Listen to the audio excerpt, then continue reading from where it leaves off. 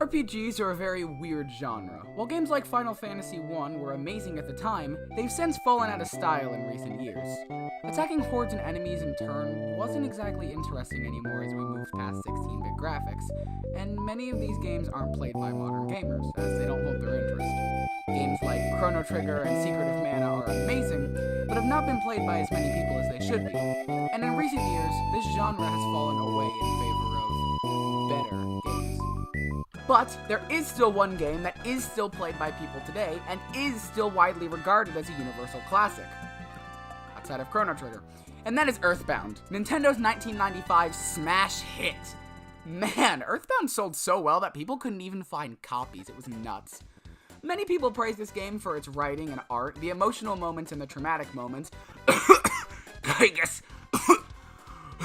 But I'm not going to be talking about that stuff today, however, because I'd rather talk about what makes EarthBound unique, mechanically, because there's a lot here. So hi, I'm Mallow, this is What Makes a Game, and let's talk about EarthBound.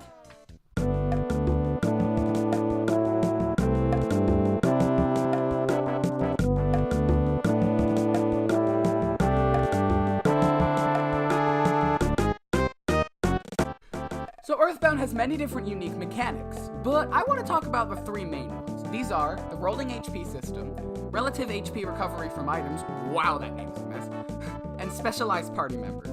Let's talk about rolling HP first, as it is the primary mechanic in the game. Rolling HP means just that HP scrolls down like an odometer, is that how you pronounce it? Rather than just dropping like most RPGs. While this initially looks like a cool aesthetic thing and nothing much more, this is actually one of the most important parts of the game.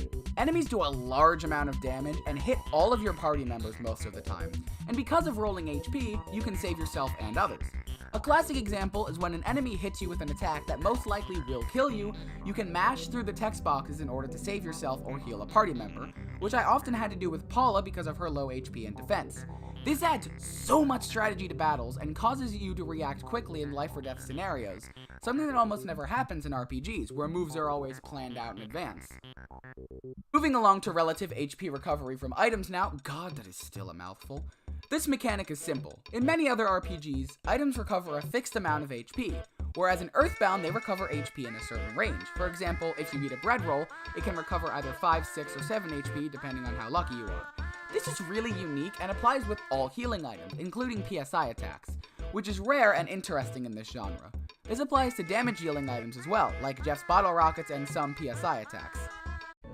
Moving along to the most complex of these mechanics is specific party members, which will require a boatload of explanation, so let's get going.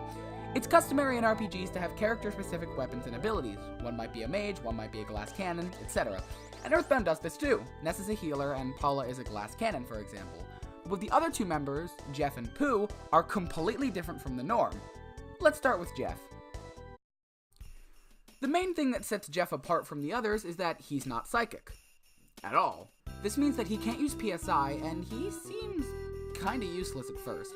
But Jeff can use items that other characters can't, like bombs, super bombs, and the widely useful neutralizer and slime machine. And the completely broken super bazooka. Seriously. It fires a super bomb each shot and counts as an item. Okay. Jeff can also use bottle rockets, which work in a simple way. Regular bottle rockets fire 1 rocket, big bottle rockets fire 1 to 3 rockets depending on speed, and multi-bottle rockets, or as I've dubbed them, the boss destroyers, fire 1 to 10 depending on speed, usually averaging at around 7 or 8. This is obviously amazing, making Jeff super useful. Another thing that sets Jeff apart is that he uses guns instead of standard weapons. This means that he can never miss a shot, but also can't get critical hits, which balances itself out compared to the other 3 party members that you obtain. Next up is Dalaam's Prince Pooh, which is slightly more useful than Jeff, but he still has plenty of little quirks. Firstly, Pooh is psychic and can get critical hits, which is lovely. And Pooh is the most powerful psychic on your team, as he can drink bottles of water to recover PP easily. This makes him great for a dedicated spellcaster, and makes him more devastating once you finally know Starstorm, which can annihilate almost every enemy that stands in your way. However, Pooh has a lot of drawbacks, much like Jeff.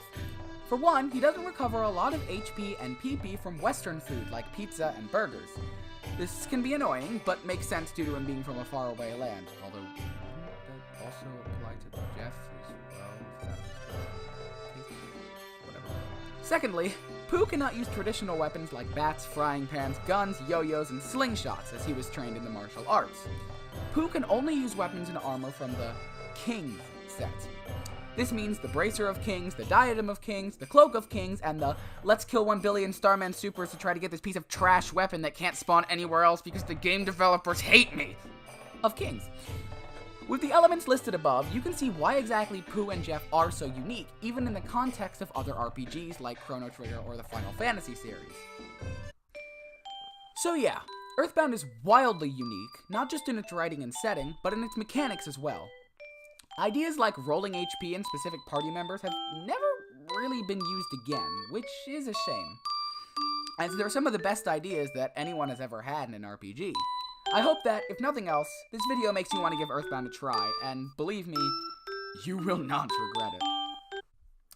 Hi there, thanks for watching. What Makes a Game is now branching out, which is cool, and I'd like to do more one-off episodes like this. I've got way too many planned. If you have suggestions, please leave them below, and follow me on my Twitter @MalakPro for updates and absolutely nothing else. Thank you for watching, and I will see you all next time.